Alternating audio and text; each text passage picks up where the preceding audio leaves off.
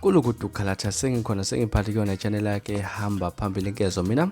kuveze ngithuthi ungakhuluma bathi ila sibona amagumede mhlambe emangabo semusha la ekhaya ngizophinde futhi ngicela ukuqinisekisa ukuthi uyasubscribe ungakhohlwa ukucomment nokulike kanjalo futhi nokushare okuyikhona okukhulu kunakho konke bafethu ngale ukupholisa amaseka ngingene udabeni engize ngalo udaba olithinta lapha insizwa ekuseka ukukhuluma ngayo kakhulu lapha insizwa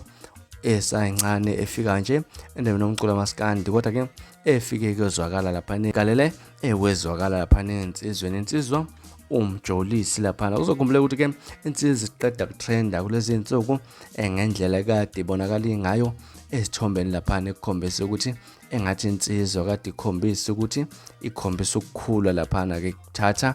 uMakoti kwezinto ecishe ezifana lezo abantu abaningi babe sebakhuluma ngale insizwe enkundleni zokuxhumana ebesho lokhu nalokhu yana babeka amabala kaMakoti kaMjolisi ukuthi engathi ukhulile kunaye engathi lo mfana akaphuma khona engqoleni kuningi nje okukhulunyiwe ngomjolosi kodwa ke uMjolisi uthe vele wasiphendulela